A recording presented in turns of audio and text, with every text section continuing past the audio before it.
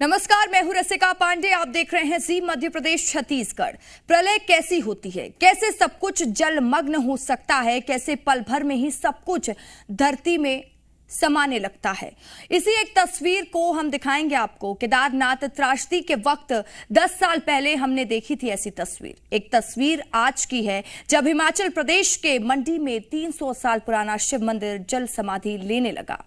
जब सड़कें पुल बन गई, शहर और यहाँ के लोग भी जलमग्न होते दिखे। तो क्या यही प्रलय का ट्रेलर है? देखिए ये खास रिपोर्ट।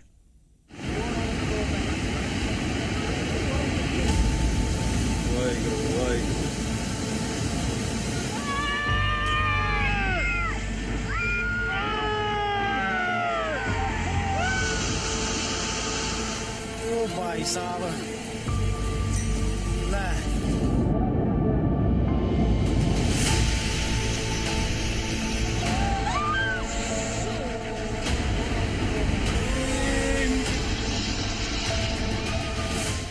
ये तस्वीरें केवल भारी तबाही की नहीं बल्कि प्रलय के पहले ट्रेलर की हैं। हिमाचल प्रदेश के पहाड़ों में बादलों की दहाड़ और मैदान में मानो जैसे मातम पसरने वाला है। सबसे पहले इन तस्वीरों को देखें। साल 2013 में केदारनाथ की त्रासदी की याद दिलाती मंडी के 300 साल पुराने प्रसिद्ध ऐतिहासिक पंचभक्त मंदिर में महादेव डूबे दिखाई दे रहे हैं। मंदिर की चोटी ही बस दिखाई दे रही है। शिव की नगरी माने जाने वाले मंडी में मानो ये प्रकृति तांडव कर रही है।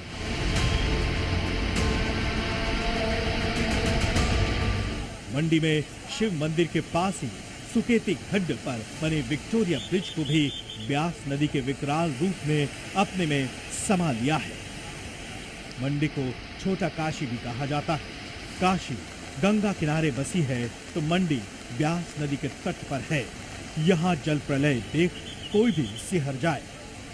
मंडी के थुनाक की तस्वीरें एक डरावनी और जीता जागता सच है। यहाँ के बाजार में कीचड़ अपने साथ पेड़ों को भी तोड़ लाया है। लोग यहाँ छतों से तबाही के गवाह बने हुए हैं। फिलहाल यहाँ राहत बचाव का काम भी चल रहा है।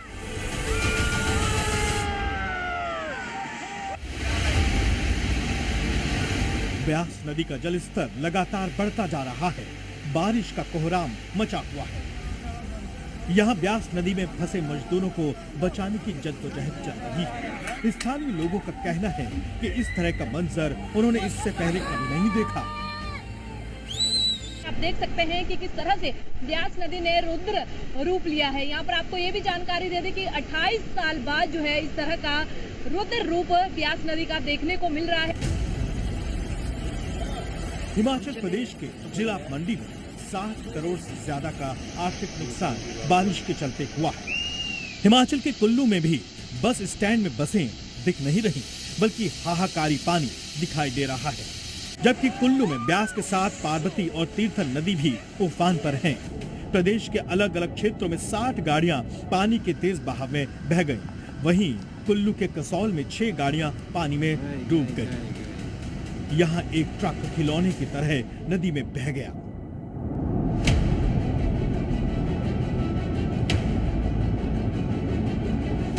कुल्लू के मणिकरण में भी बाढ़ जैसे हालात। यहाँ पार्वती नदी का जल स्तर बढ़ गया है। प्रशासन अलर्ट पर है।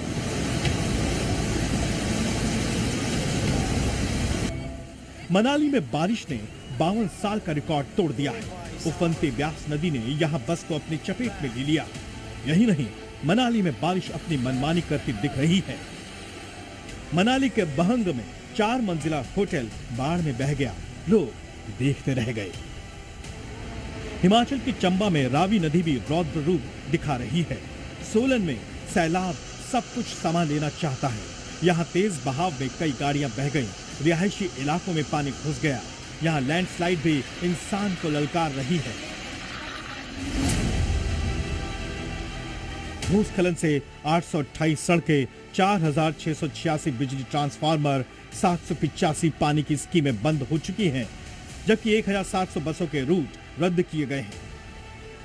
राज्य सरकार ने आपदा से निपटने के लिए सभी विभागों को अलर्ट भी जारी किया है। हिमाचल प्रदेश के शिमला में भी कलगा गांव में एक इमारत ढह गई। शिमला में ऑरेंज अलर्ट जारी है। कई इलाकों में पेड़ उखड़ गए हैं। यहाँ शिमला बाईपास पर पानी के सैलाब में बस के शीशे तोड़कर लोगों को बाहर निकालने की कोशिश जारी है। चंबा में सैलाब अपने साथ लकड़ी का पुल बहा ले गई। आपको बता दें कि हिमाचल में बारिश की वजह से करीब 776 सड़कें बंद पड़ी हैं। प्रदेश में फंसे पर्यटकों के साथ संपर्क करना मुश्किल हो रहा है, जिसके कारण परिजनों की शिकायतें आ रही हैं। लोगों को खाना नहीं मिल पा रहा। यहाँ स्थानीय लोग मदद कर रहे हैं। इस वक्त की अगर हम बात करें तो पूरे प्रदेश भर में 828 सड़कें बंद पड़ी हुई हैं। कनेक्टिविटी कहीं ना कहीं 3 से 4 जिलों की बिल्कुल ठप हो चुकी है। जो हाल हिमाचल का है, कुछ वही हाल उत्तराखंड का भी है, जहां लगता है कि केदारनाथ त्रासदी और पिछले साल आपदा की रिपोर्ट को गंभीरता से नहीं लिया गया। हरिद्वार में गंगा गरजते बादलों के बीच रौद्र रूप लिए हुए है। हालांकि यहाँ बैराज पर सुरक्षा बल तैनात किया गया है। प्रशासन को अलर्ट पर रखा गया है। उत्तरकाशी में भागीरथी नदी के तेज बहाव में एक बच्चा फंसा हुआ दिख रहा है। ये वीडियो सोशल मीडिया पर वायरल है। पिछले 2 दिनों में लगातार हो रही बारिश की वजह से धोला थप्पड़ गांव के हालात बदतर हो चले हैं। हिमाचल की सीमा पर बसे उत्तराखंड के आखिरी गांव धोला थप्पड़ में दाखिल होने वाली सड़क पानी के बहाव में बह चुकी है। गांव का संपर्क पूरी तरह से टूट चुका है। रास्ते बंद हो गए हैं। बीच में पहाड़ गिरने से कई जगह रास्ते बिल्कुल बंद, लोगों की आवाजाही बिल्कुल बंद हो गई है। और इस संबंध में मेरी एसडीएम साहब से बात हुई है। एसडीएम साहब ने जेसीबी भेजने का आश्वासन दिया है, रास्ता खुलवाएंगे। जम्मू कश्मीर के डोडा में चेनाब नदी चुनौती देती दिख रही है। जल स्तर लगातार बढ़ रहा है। आसपास की इमारतें पानी में डूब रही हैं। हालांकि लोगों को बचाए जाने की कोशिश उतनी ही तेजी से हो रही है। यहाँ भद्रवाह में हालात खराब हैं तो गंदोह में लैंडस्लाइड की वजह से 2 लोगों की जान चली गई है। सोमवार को सुबह बालटाल बेस कैंप से एक बार फिर अमरनाथ यात्रा तो शुरू हुई, लेकिन प्रशासन पूरी तरह से चौकन्ना है। मौसम विभाग ने हिमाचल के लिए आज रेड अलर्ट जारी है। हरियाणा के मुख्यमंत्री मनोहर लाल खट्टर और हिमाचल प्रदेश के मुख्यमंत्री सुखविंदर सिंह सुक्खू ने हालात पर चर्चा की है ताकि आगे के कदम उठाए जा सकें। आपको बता दें कि 2014 में श्रीनगर में भयानक बाढ़ आई थी। 2018 में केरल में भारी तबाही हुई थी। मुंबई में हर बार वही मुसीबत दिखाई देती है। बेंगलुरु में भी हर साल बाढ़ आती है। ड्रेनेज सिस्टम ध्वस्त हो जाता है। सवाल है कि क्या इस तरह के हालात के लिए आसमान और बारिश ही जिम्मेदार है या फिर हालात से निपटने के लिए गंभीरता से विचार करना होगा। ब्यूरो रिपोर्ट, जी मीडिया।